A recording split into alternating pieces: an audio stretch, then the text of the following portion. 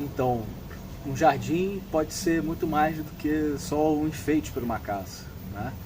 A gente pode ter num espaço pequeno plantas, flores, ervas medicinais, pedras, né? Tudo integrado e funcionando perfeitamente, mesmo que sua casa seja no centro da cidade com muito barulho.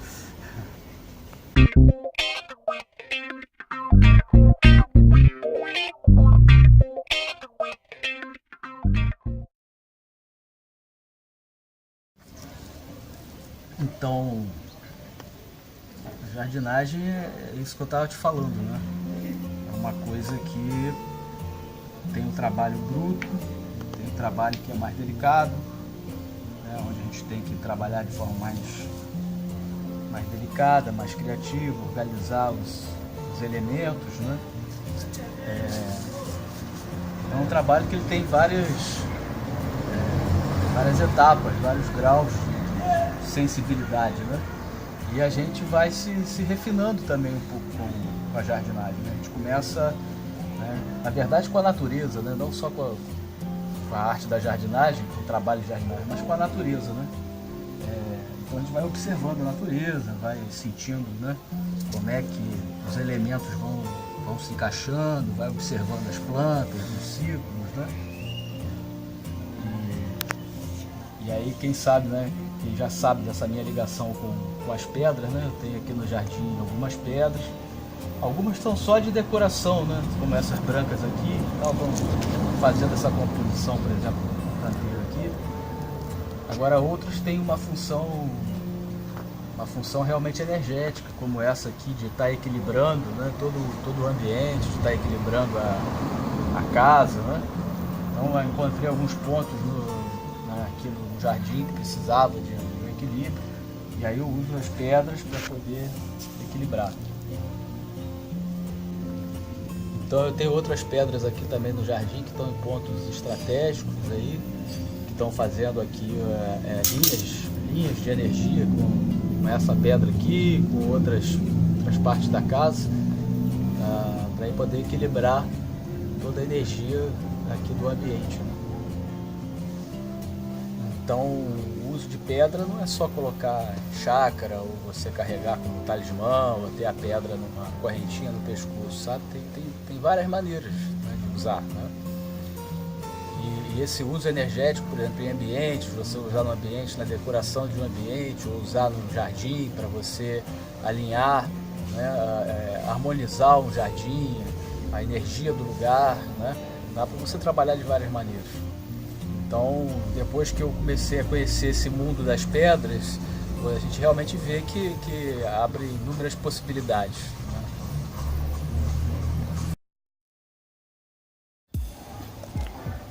né? E outra coisa que eu fiz aqui nesse jardinzinho aqui, nesse pedacinho, foi que num pedaço muito pequeno, né?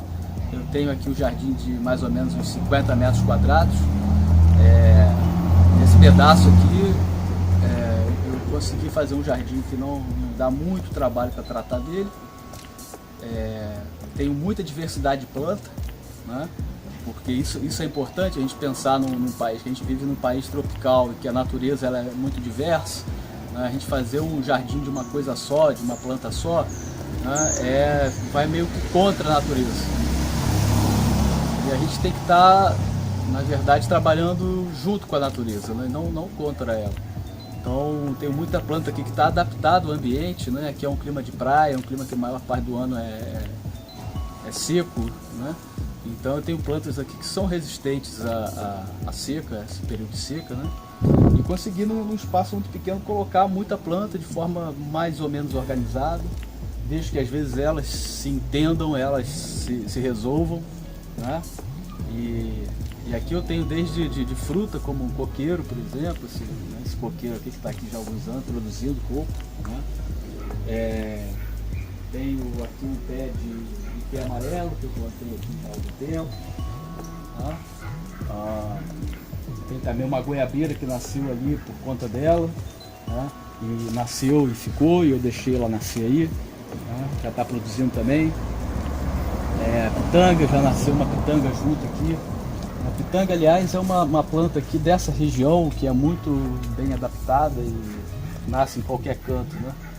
Então tem uma pitangueira aqui, outra pitangueira aqui que já está bem grande, já até competindo um pouco com a jabuticabeira que eu plantei aqui, nesse espaço aqui. Então num lugar muito pequeno, num jardim pequeno, eu consegui, né, ter uma variedade grande de fruta, de árvores, de ervas medicinais, né?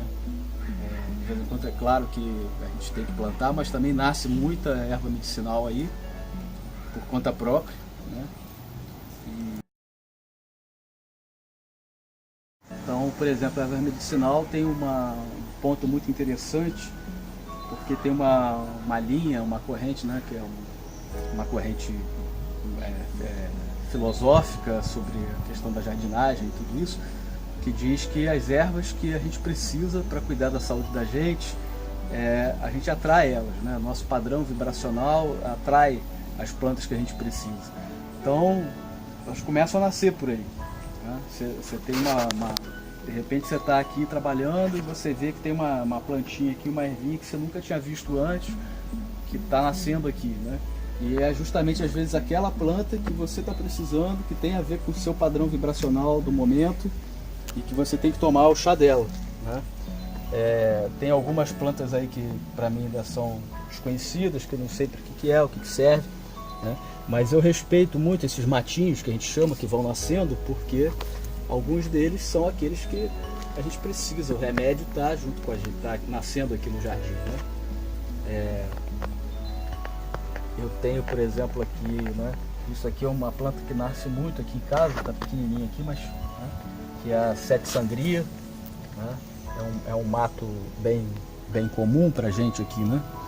E nasce muito. Então, quando eu vou analisar a planta, ela tem uma função que eu preciso, né? Que até as pessoas da casa aqui, algumas pessoas precisam também. Então, de vez em quando é bom tomar um chazinho, né, dela. Agora começou a nascer muito essa época agora a erva pombinha, que é uma planta, uma diurética, né? Então eu já estou observando ela para ir pensando, né, o que isso tem a ver comigo, com as pessoas que estão aqui na casa, porque certamente alguém está precisando dela, né? Então, se a gente observa a natureza, a gente mesmo atrai as plantas que a gente precisa. Então, acho que toda essa conexão, né, que a gente tem com a natureza, com a planta, com as pedras, com a terra, com a estação do ano, né, tudo isso precisa ser observado.